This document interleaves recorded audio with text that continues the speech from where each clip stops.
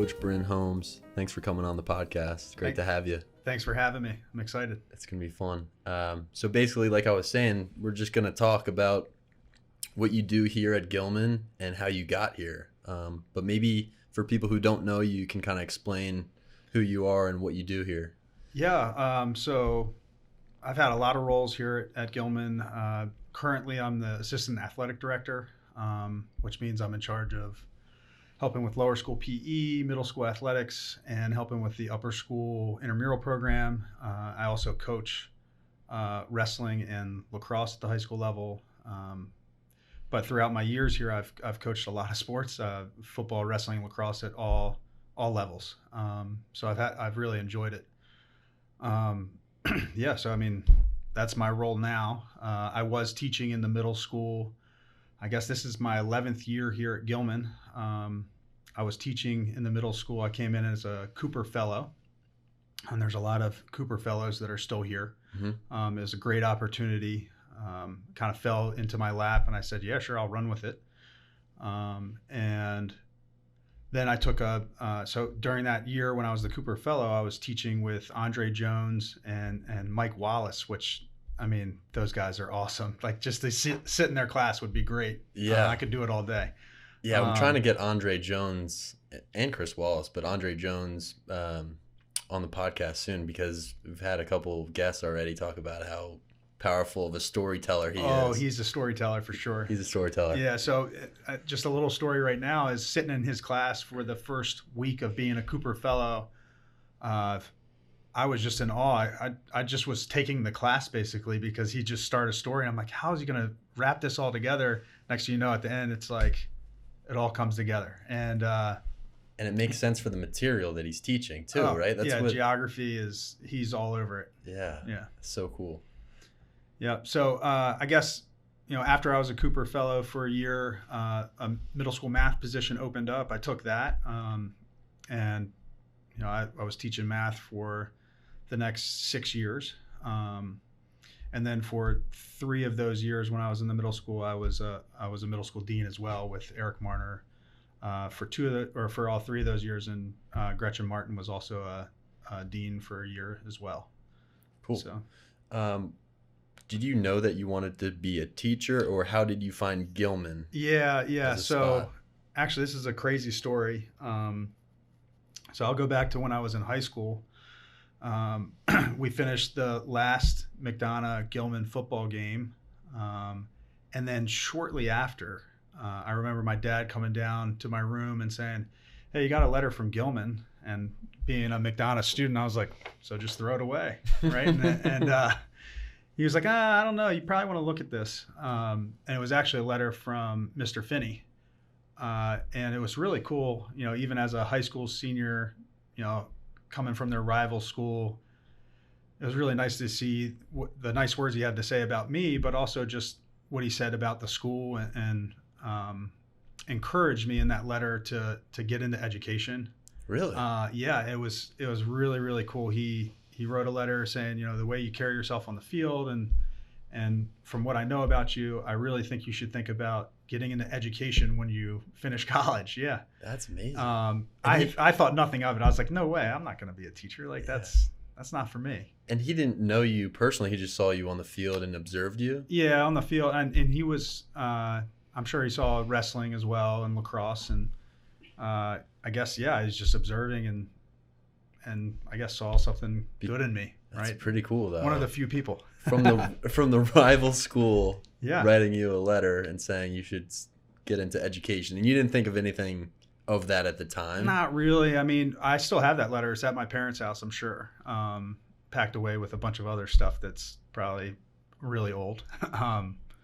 But so then after that, went on to college. I was lucky enough to play lacrosse at Maryland, and for all 4 years was a captain my senior year. And when I got down to my senior year, I really thought, like, what am I going to do? Right. And many college kids when they're coming out there, I have no idea what I want to do. Right. Yeah. All of a sudden you're a senior and it's like you have to do something after this. You can't just move back home. Right. Well, and especially when you're playing a Division I sport, it's like a full-time job. So you don't have time to really think, a ton about other stuff, right? Mm-hmm. So I thought about every single summer since I was in middle school, I was coaching a camp with kids every single summer. That's all my summers were, right? And I think I just love being around kids and that energy that they have and the energy that you need to have to be around kids. So then I thought about, well, let's give it a shot. Let's see what there is out there.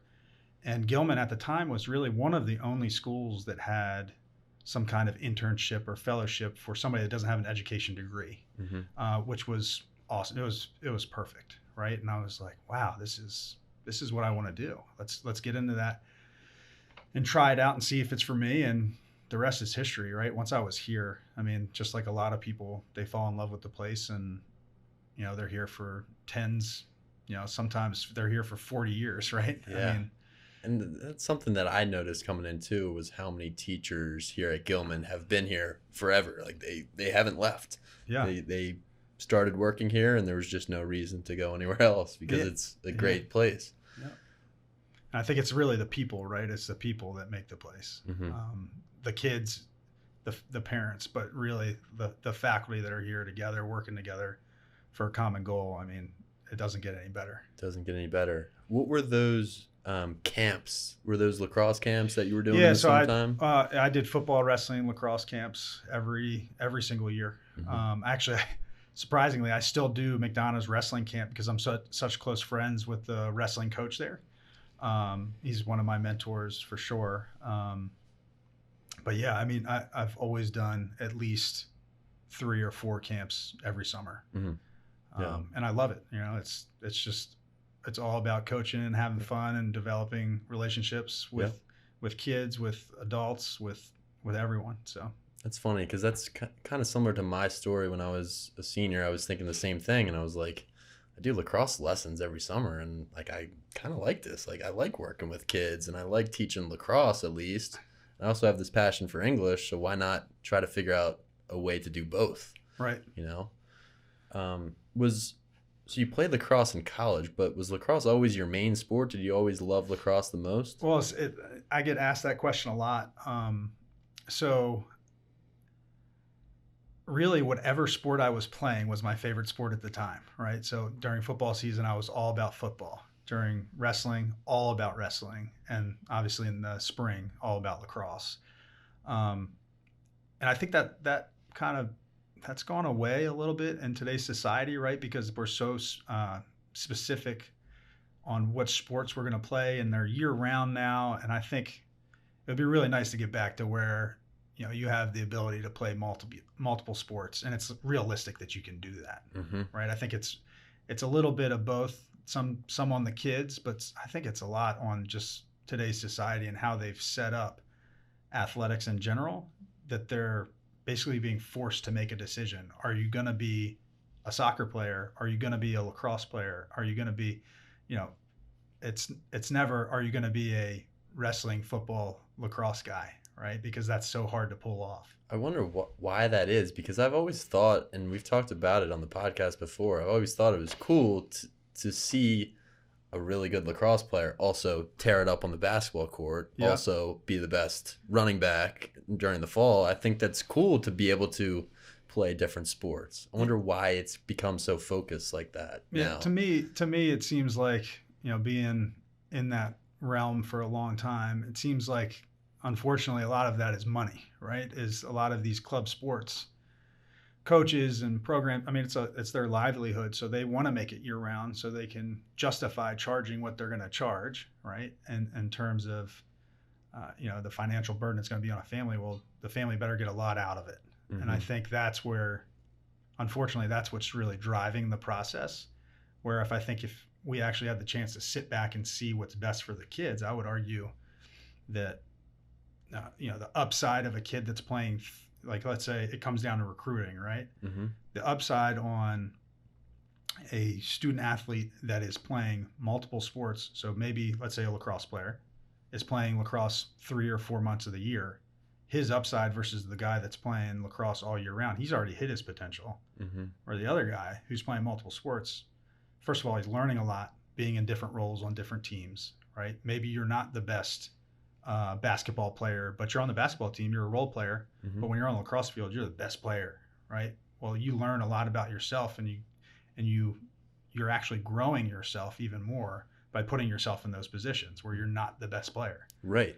So 100%. So I think, unfortunately, it comes down to money and recruiting, right? Which almost go hand in hand, right? Like the ultimate goal for a parent, some parents, when it comes to sports, is how can I get my kid to the next level, because that's what he wants, Mm-hmm.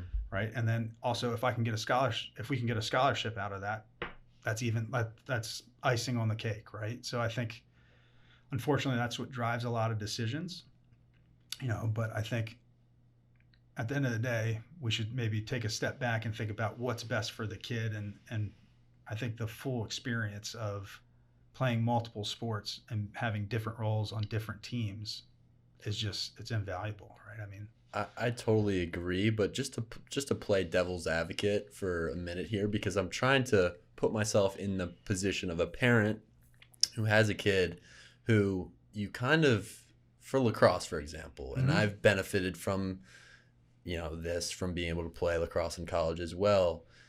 If my kid plays lacrosse all year round for a club program and does all the tournaments in the summer, and I pay this money to have my kid develop with other players who similarly want to get to the next level, aren't those lacrosse players that participate in this club sport going to be that much better at the actual sport and have a leg up on everyone else who's playing other sports in some ways, right? If the goal is to play lacrosse at Maryland, if my kid plays club sports for, from 8th grade, probably prior to 8th grade, actually, probably like 5th grade through high school, isn't he going to be that much better at lacrosse than everyone else and have more of an opportunity to play in college? I would argue no.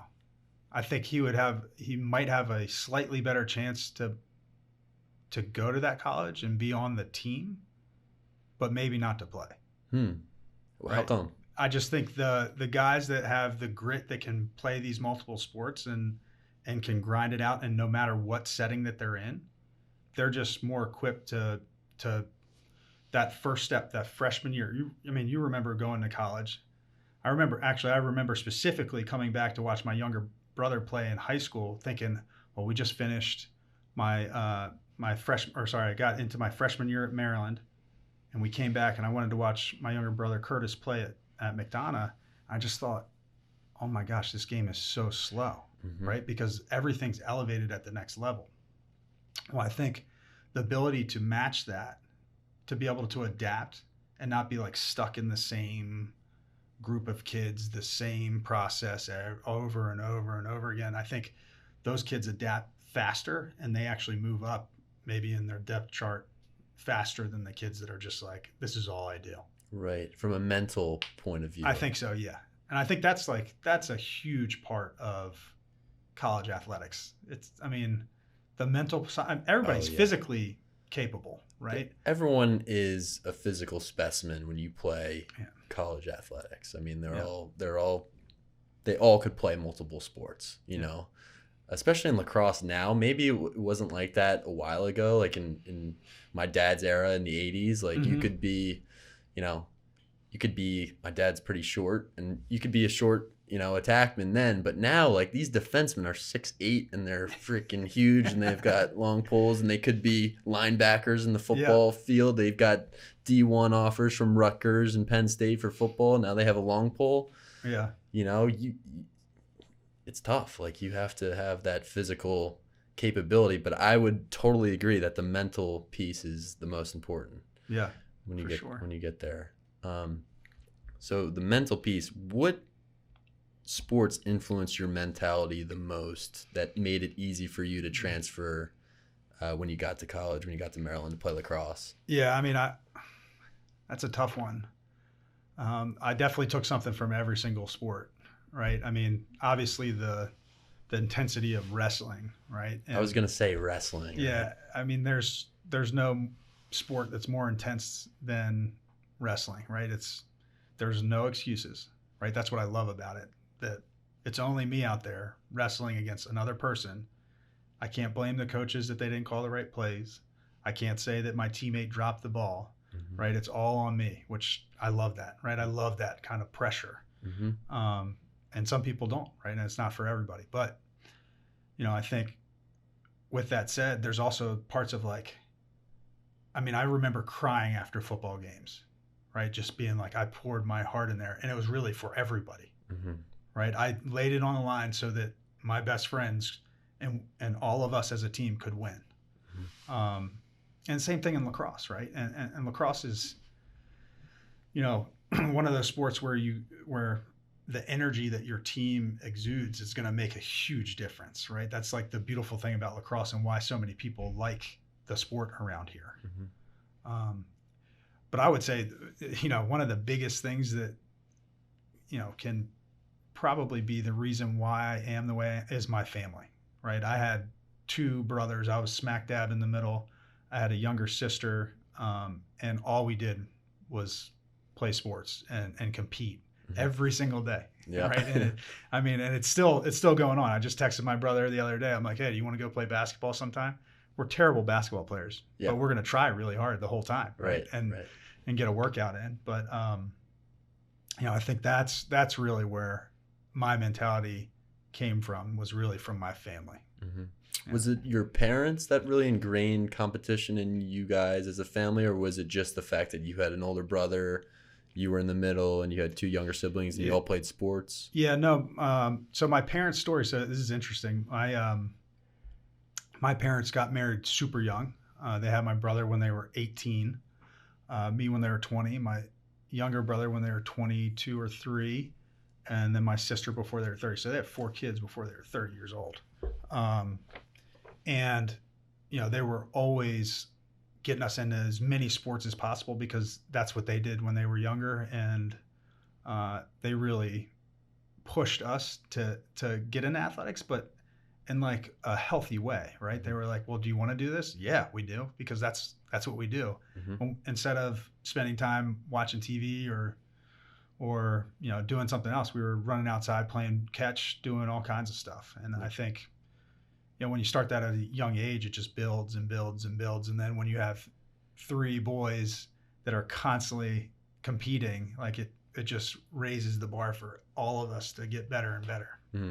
It's like a natural, it's in your DNA almost. Yeah, it feels like it. Even though it's probably a combination of both. It's probably a nature and a nurture thing for your family. You probably are just naturally competitive. And then add on top of that, you have all these sports going on all the time. Yeah, exactly. What about wrestling? How'd you get into wrestling? Did you have a coach? Did your parents put you into wrestling? So my dad, I remember my dad, I asked him, I said, why did we start wrestling in the first place when I was, an adult? And when we moved to Carroll County, where my parents still live right now, we were, 3 boys. I guess I was in 3rd grade. My brother was in 5th grade, and my other brother was in kindergarten or 1st grade. And we were just all over each other all the time. So my dad was like, well, let's get some rules to this. Yeah. So why don't we send them to wrestling and see how that goes? And we had a blast. It gave us some rules and some competition, and we just had fun, right? Just like a lot of the kids that you see nowadays that are just physical kids, and they're wrestling around. Now let's give them an outlet where they can actually do this safely and with some rules. I've never wrestled, so I don't really know. You don't say. Yeah, I'm not. That's not my body type. I would get. You'd be surprised. I think I could coach you up. You'd be all right. Really? I think I could. Are there some taller wrestlers? Yeah, you got a lot of reach. Okay. Right? Where some of the short, compact guys, they can't reach ankles and different spots. And so you can give me some tactics for my size. Yeah, you give me like a month, you'll be ready to tear some people up. I should get out there with you guys again. I'd love to. I did jiu-jitsu. I've talked about jiu-jitsu before, and I did like a summer of jiu-jitsu, and I just got handed every night. But I will say, and I've said this before, the workout that like I was never more tired. Lacrosse is a piece of cake compared to how you feel after fighting for your life. Yeah. So that was one of the biggest things I noticed coming from wrestling to lacrosse is my lungs, no problem, right? I'd come in preseason, my lungs, I felt great. I was never like tired.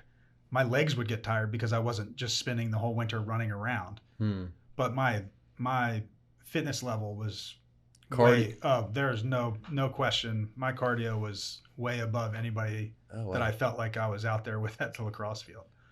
What kind of workouts do you do in wrestling to kind of, I mean, do you just get on the mat? Well, I mean, the best workout in wrestling is to wrestle. Yeah. Right? I mean, the whole match takes only 6 minutes.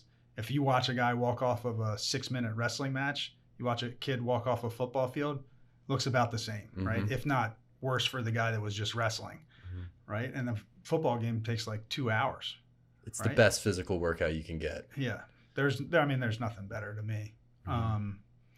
Now, with that said, going into lacrosse season, my legs were always tired because I wasn't using my legs and running around as much. But the rest of my body, it was to level 10 the whole time. Right? Wow. And I've had a lot of friends actually who got into the face-off position because there is overlap between facing off and wrestling. How did that come about for you? Yeah, I mean, so I started playing lacrosse when I was 4 years old. And my dad actually said, let's be as valuable as possible, right? So play every position that you can, do everything that you can to get on the field, right? Because you never know what that role is going to be in the future. So I started facing off, and I'm just I can't stand it losing, right?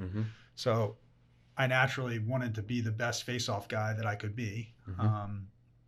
And a lot of people would argue that my technique is not great, right? But once the ball's on the ground and out there, I'm going to go get it, right? And that's the way I was, right? I'm talking like I'm doing it now. I haven't done a face-off in at least 6 years, probably closer to 10. Just scrapping, get the ball out and scrap for it. Exactly. And I think that competitive nature, that's what really got me into facing off. And, if you can have the ball more for your team, that's going to help the team. So that's what I was all about. Would you say it's a similar mindset going to the mat with another guy in the wrestling realm versus walking up to take a face off against another guy? Is it the same mindset? It was for me, for sure. And I think that's probably what kept me in there still facing off at a high level. I think it's a little different, right? At the end of the day, when you pull the ball out, there's teammates to help you, or there's other guys, and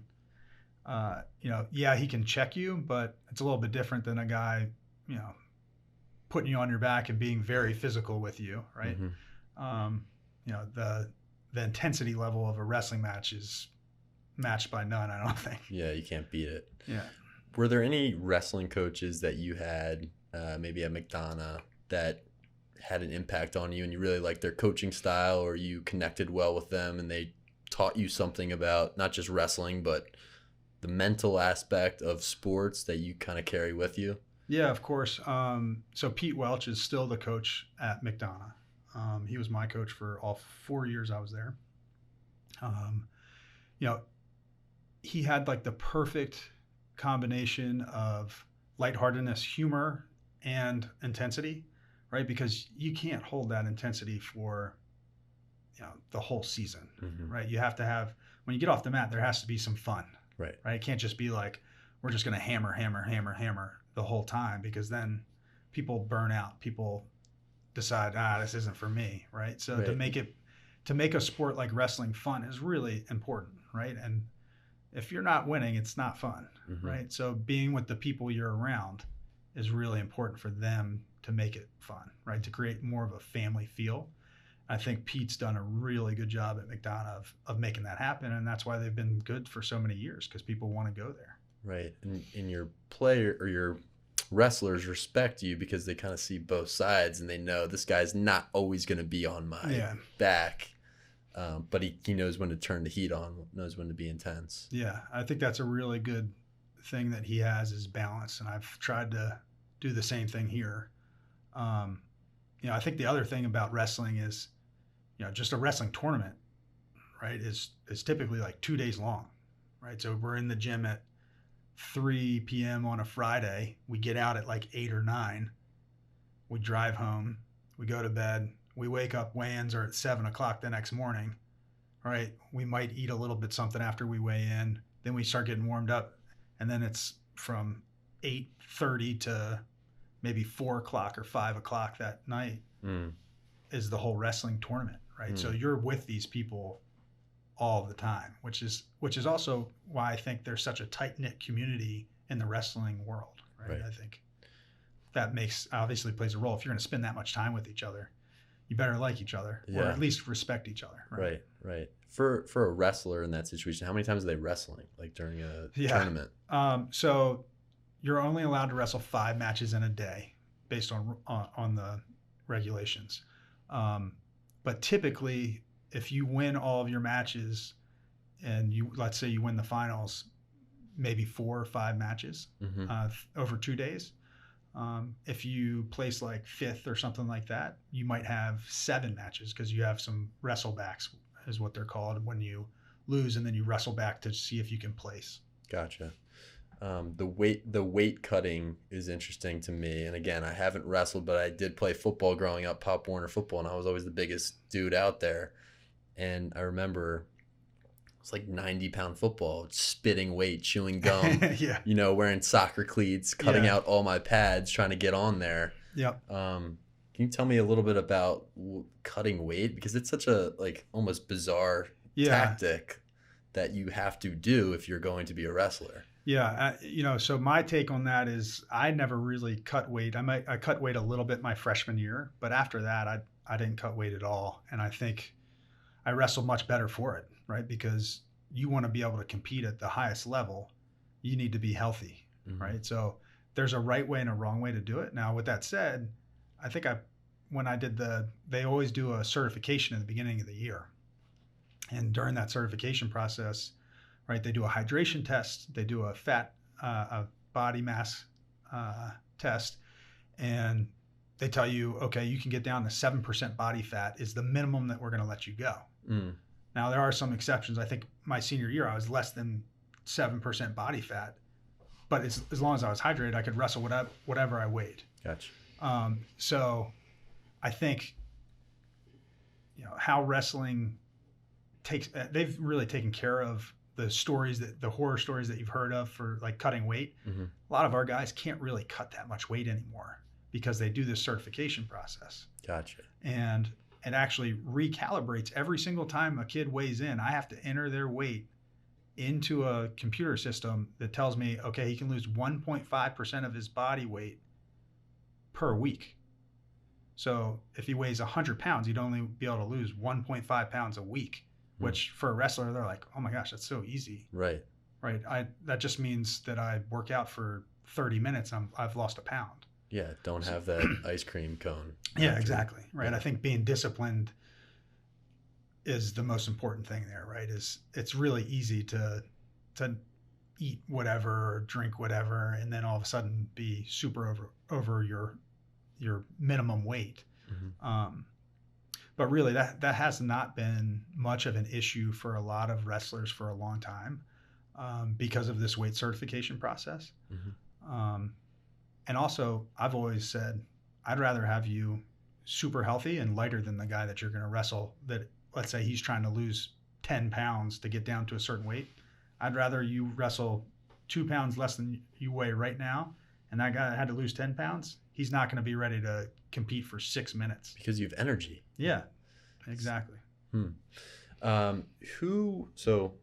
were some of the influences, role models, coaches that you talked a little bit about your coach at McDonogh for wrestling. Who are some of those other names that had an impact on you when you were kind of deciding what you wanted to do after playing sports, going to Maryland, playing lacrosse in Maryland, and trying to figure out what you wanted to do next? Were there some role models or mentors for you that helped pave the way for you a little bit? Yeah, I mean, obviously, I said it earlier, my family's really important, and we're a super tight-knit family, and talking to them, I think that was really important for me to kind of figure out what I wanted to do. But I really enjoyed my high school experience in sports, and that's really what drew me towards being an educator in some way, and really being a coach, right? Mm-hmm. That's really what I wanted to be. So all of my high school coaches, I actually had Jake Reed, who coached at McDonogh for a long time. His last year was my junior year, and we won the MIAA championship and were ranked number 1 in the country, which, of course, I had a great time, right? Because we were really good, but I just really liked... Undefeated that year? No. You want to know who we lost to? Gilman? That was our only loss. It was the best thing that ever happened to us. Wow. I think some of the guys on the team thought that we were unbeatable, and I think Gilman was maybe middle of the pack in the MIAA that year, maybe the top half, but they beat us, and it was a wake-up call, and it was like perfect timing because it wasn't in the playoffs. We had about maybe 2 or 3 games until the playoffs, and then we lit it up after that. Was that here or at McDonogh? That was here. It was here. Yeah, I still remember I scored, I think, 2 goals. And because the field was so nice back then, it was actually like just a dirt mound in front of the crease. I took a shot from like way outside the box, just worm burned it in there, shot up to the top corner. It made me look really good, but it was all luck. But I still remember that game like it was yesterday. And I think it was a blessing for my team at the time. Crazy how a loss can do that for you. Even that's maybe the best thing that happened in that season. That you could have been undefeated, but it's still that one loss was so important for you. Sure. So tell me a little bit about Maryland and playing lacrosse in college and what that experience was like. Yeah. So, I had a few choices for college, and my older brother was already playing lacrosse at Maryland. And that's really what drew me there, mm-hmm. right? And again, getting back to family and, it's funny because the Maryland lacrosse team, men's and women's, has had a Holmes playing for them 14 out of 15 years, I think, right? Wow. So it was 10 straight for the boys, and then 1 year in between, and then my sister played for 4 years. Wow.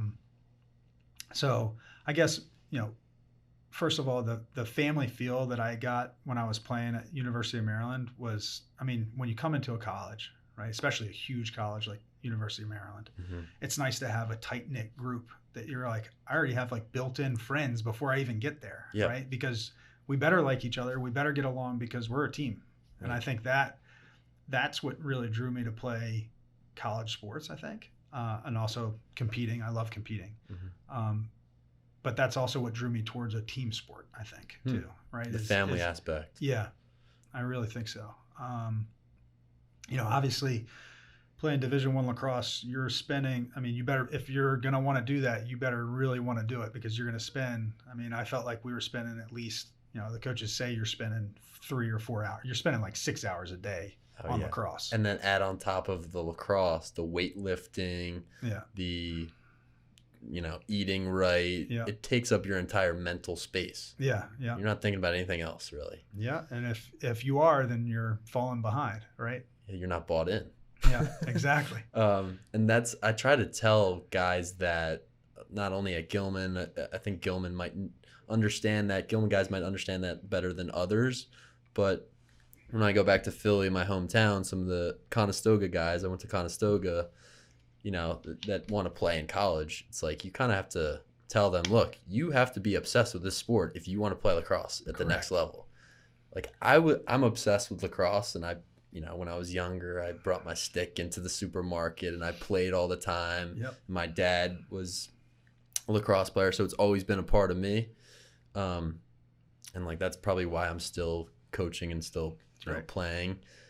But other guys, after 4 years of playing D1 lacrosse, it's like they don't want to see a stick again because that's all they did. Yep. It's, you not only have to have the mental piece and the physical piece, but you have to just be obsessed with the sport and want to play. Yeah, what you're saying is 100% right. I think in some ways, for some people, it might even ruin that experience, right? Because they just had this great experience in high school. To me, it was like, oh, I'm playing multiple sports. This is great. Mm-hmm. I have like a change of everything that's going on. I think I like variety. And, I think for some guys, especially if they weren't a starter or they didn't get to play much, like you better love it. right? Because you're not even getting what you think is the reward of playing on the field. To me, the reward is the network of people that you just had and the common goal that you're trying to achieve. I think that's really the most important thing. But I also, like, I totally get it. If you're not playing, like, you're not having fun. You're like, what am I doing here? Right. And I totally get that. Yeah, if you're not on the field and you're working this hard and you're on the sideline on game day, that's tough. You start to think about it. And if you don't love that sport, it's like, it could be a pretty dark place for you. Yeah. And that's why some of those guys that fit that description were my favorite people on the team, right? Because you knew their heart was in it, that it was all about the team, right? Because you saw them sit on the sideline during the game and you're going, man, this guy is he's grinding it out. He's making us better in practice every single day. And, like, he doesn't even get to step on the field. He doesn't get the fun part. Right. He doesn't celebration on Saturday. Exactly. Yeah.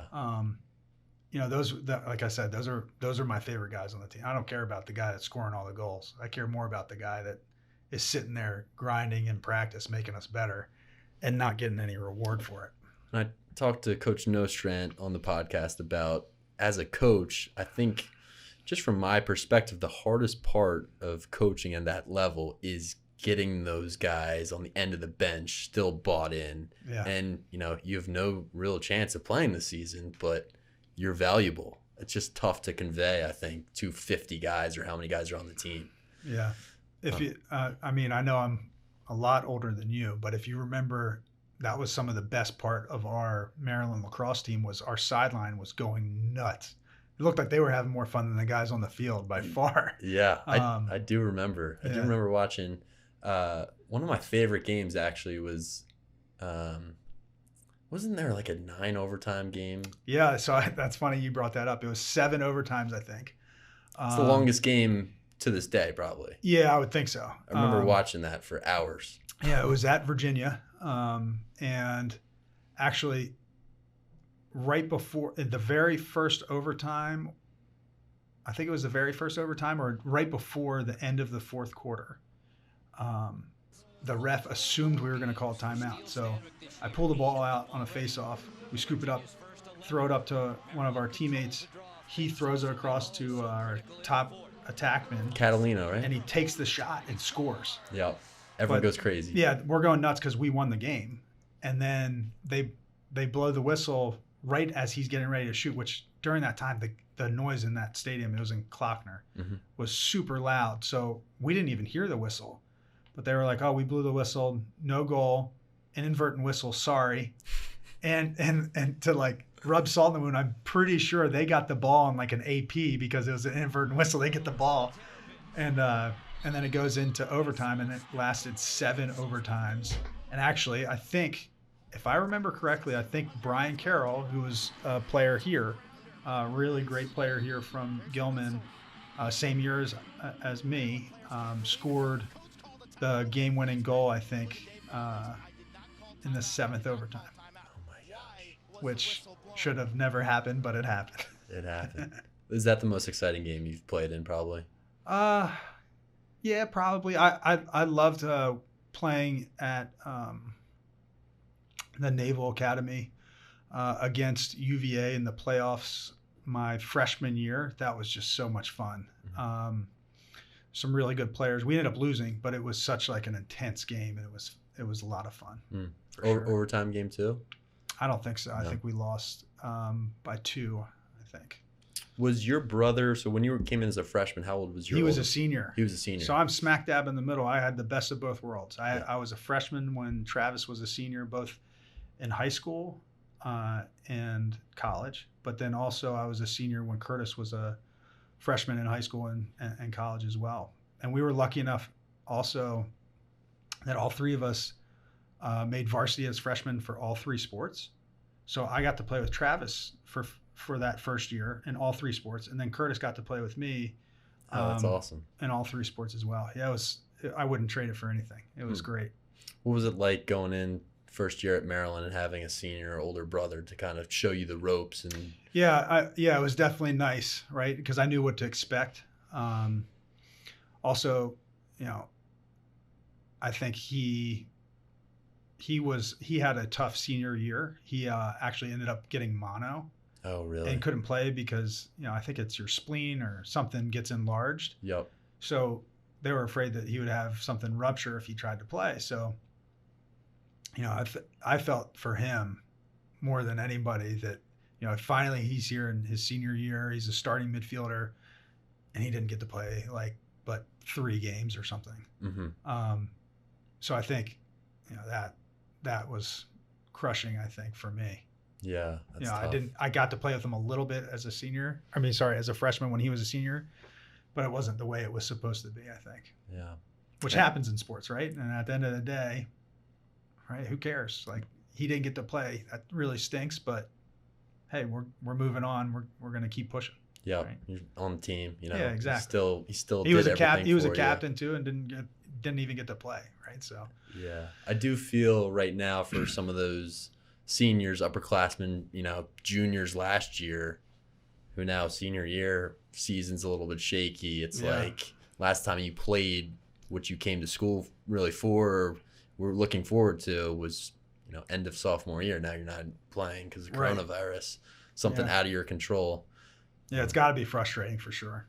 But again, at the end of the day, you better be doing well in school so that you're ready to get into the workforce, because that's really what's going to happen. You're not going to make millions of dollars being a lacrosse player. Yeah. Right. And I think that's the nice thing about a lot of the lacrosse teams in college is they really push that, because there's a small chance that you have some kind of future in lacrosse, but really it's going to be something else. Right. So Bryn, I want to talk a little bit about athletics and athletic director, and maybe what you do in that department, what you're working on right now, and kind of do you have future? Do you want to be an athletic director? Do you want to stay in athletics? Do you like coaching more? Kind of what your track is, or what you like doing here at Gilman? Yeah, I definitely like coaching. I think I also like being a part of the big picture for athletics. Any way I can help these teams become the best that they can be, I'm all about. So, hopefully I can stay here and keep working in athletics, and I'm definitely going to keep coaching, right? I think that's like a non-negotiable for me, is I need to be on either a mat or a field at least once a year. Right. So, that's kind of where I am. We'll see the next few years what happened here, what's going to happen here. But I think being a part of athletics is definitely going to be my future, right? I think I value it so much. I think it gives so much back to these kids that's where I feel like I can help the most. It's interesting. We were talking on the last podcast with Coach Guline, and he brought up something interesting about why schools have athletic teams, why they have athletic programs, and just that he does those character development stuff. Yeah. Yeah. And he was just talking about the character education through sports is the most important part. And at the end of the day, you're a coach, but you're really teaching life values and toughness and all those, discipline, those things that you have learned and taken from playing sports your whole life. Yeah, it definitely brings all these tough situations to a head, right? When you're working hard and you fail, right, which is going to happen in sports all the time, right? It's in your face. It's going to force you to get back up and show what you're made of. And I think that's what the beauty of sports is, right? And then when you add a team aspect to that, there's other people here that are counting on you. And if you fail, what do you do next? And I think it instantly is pushing that. And I think that's the lessons that you learn in sports that you can pull right back into the real world. Yeah, it's so applicable. And I think your story about losing to Gilman, was that your junior year? Yep. It's the best lesson is that loss was needed for you guys to have a successful championship season. Yeah. And I would argue, it's a cliche, but you learn more from your losses than you do from your wins, right? And I think that was clear in that game, but also all over the place in athletics. Yeah. And outside of athletics, you learn from your mistakes. Like, that's something that I'm trying to do with the podcast, is like going back and watching is like, I shouldn't have said that or shouldn't have Yeah, asked that. Yeah.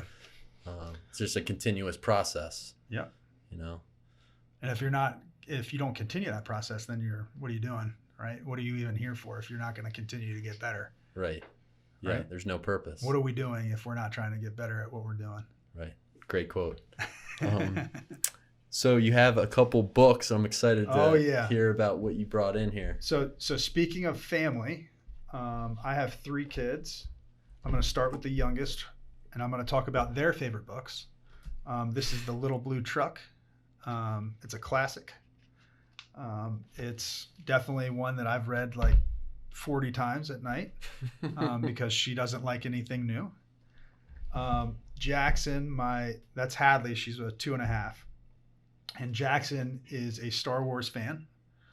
So he got this book, which has like everything about Star Wars. It has all kinds of diagrams on who you're talking. I don't know any of this stuff. I know a little bit, but I've learned a lot more from him than I did when I was a kid. So Star Wars. And the Magic Treehouse is Carter, my oldest. That is her favorite series. She was mad. I told her to go grab the first book in the series, and she was getting really upset she couldn't find it. So she said, I'll give you my favorite one then. And this is her favorite one by far. So that's where we are with books. Wow. Every night reading? I would say we need to do a better job with Jackson. But Carter reads every single night. And Hadley, to stall bedtime, that's a kid's tactic to stall bedtime, is read me a book. And then they'll go out and they'll pick like, The Places You'll Go or something, which is, by the way, a Dr. Seuss book that's way too long. Mm-hmm. That's just, you'll have something to look forward to if you're lucky enough to have kids someday. What's it like being a dad for you? How was it like first time being a dad, you know? Yeah, like I said, our family's so tight that, it's kind of like, what am I here for? If like I want to have kids, that's obviously why I'm in education. I love working with kids, and what's better than your own, right? Mm-hmm. So, my wife and I have actually, my wife and I met in high school. She went to McDonogh and then actually went and played lacrosse at Maryland. We got married right after college. I guess it was the summer after my Cooper Fellow year here. We got married, and then we had Carter was maybe a year later. We kind of knew that's what we wanted to do, and it's so much fun, and then at the same time it's like so draining, mm-hmm. right? I always laugh when I was after the first kid, after Carter, when people would tell me, like some of my friends that had no kids yet, they're like, "Oh man, I'm just so tired." I was like, "You have no idea how tired you actually can get, because mm-hmm. waking up in the middle of the night or just having to worry about other things, like you have no worries right now, man." All right. And I think that's the piece, is like, you don't know until you're in it. Mm-hmm. Right. And we can try to explain it, but until you're in it, you have no idea what it's like. Yeah. It looks so much fun seeing you kind of run around with your kids, and they're going to be athletes 100%. I hope so. So Bryn, it's been awesome talking to you today. We should get back on the pickleball court this weekend and compete a little bit. And I'd love I think to. we have some lacrosse today, first day, which will be fun. Yeah. Is wrestling starting up? Yep. Semi wrestling. It's more just workouts right now. We haven't gotten cleared to have any kind of what looks like wrestling. Yeah. That might be for a little bit. Yeah. I think the one benefit that wrestling has is contact tracing, right? Because you're only wrestling people that are your weight. Mm-hmm. Especially in practice, we could just group them 3 at a time or 4 at a time. Those are the only 4 kids together. Yep. So it's easy to make a batch or a pod of, a small number. Interesting, because I was wondering how that was going to work. I was like, wrestling, that's probably the most COVID-y sport. Right. It's the easiest way to like transmit any kind of COVID, I'm sure. Yeah. But at the same time, it's one-on-one. Gotcha. So there's some precautions that we can put there to help protect ourselves. Great. Hopefully. Well, best of luck with that, and thanks for coming on today. Yeah, thanks for having me. Awesome.